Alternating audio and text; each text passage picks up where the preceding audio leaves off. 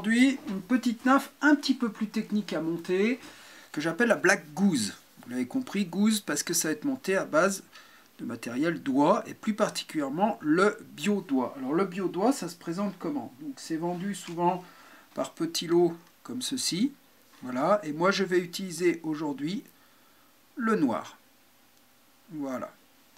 Donc je vais prélever quelques fibres de ce bio-doigt.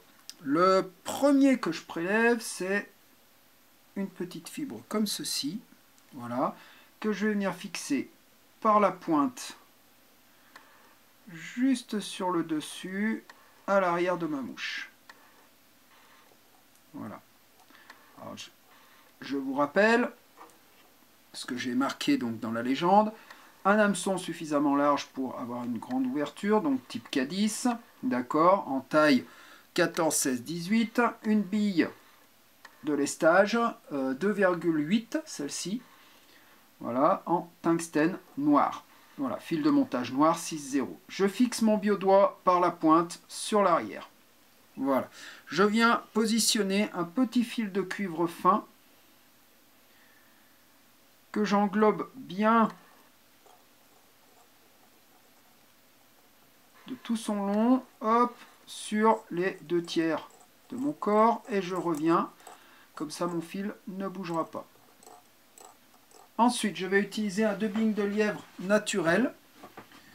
Donc qui dit naturel dit gris. Gris un petit peu foncé, hein. Voilà, que je viens positionner, hop, entre mon pouce et mon index comme d'habitude, hein. Ça suffit puisque je vais le cercler. Donc ne mettez pas de la poids parce que de toute manière ça va coller les fibres et vous n'arriverez plus à vous en dépêtrer et vous perdrez en nage dans la descente de la mouche. Donc je viens, hop, simplement faire mon corps en dubbing. Donc vous voyez quand même qu'il est relativement épais et que du coup ça justifie d'avoir une hampe assez large de façon à bien piquer le poisson quand il l'attrape. J'enlève ici le surplus. Voilà. Ensuite, je viens repasser par-dessus et je mets sur le dessus le côté brillant de mon bio-doigt. Comme ceci. Je ne sais pas si ça se voit bien. C'est le côté brillant que j'ai mis sur le dessus. Je fais ensuite un cerclage classique avec mon fil de cuivre.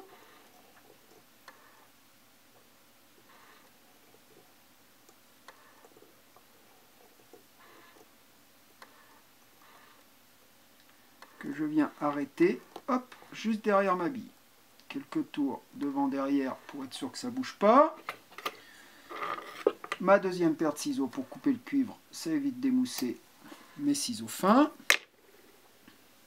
Voilà. Donc la première partie de la mouche est terminée.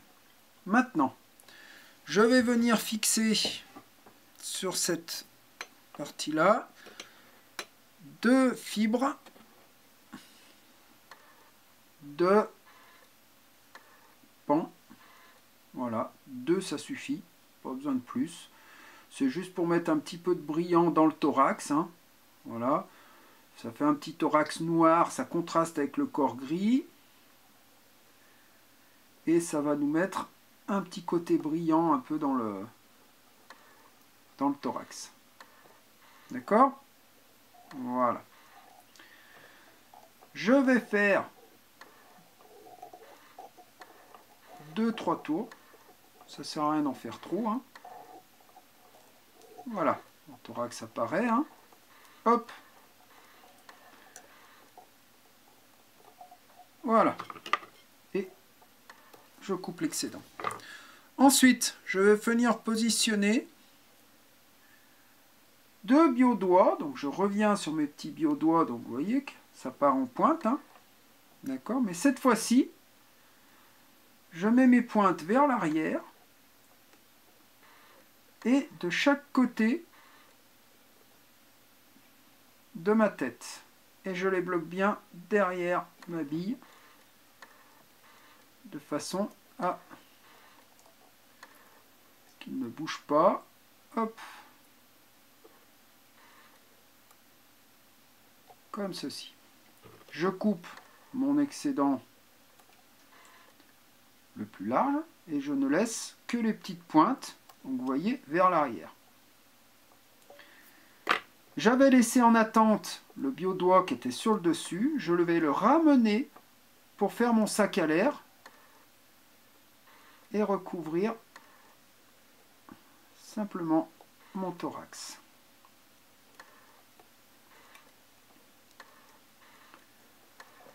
Voilà.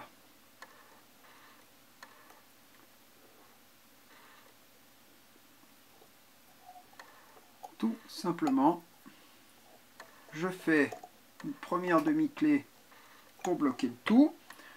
Je coupe, vous voyez, j'ai un petit excédent là de mon thorax.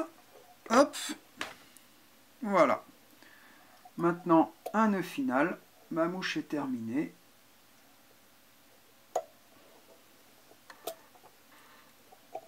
Elle ne bougera plus.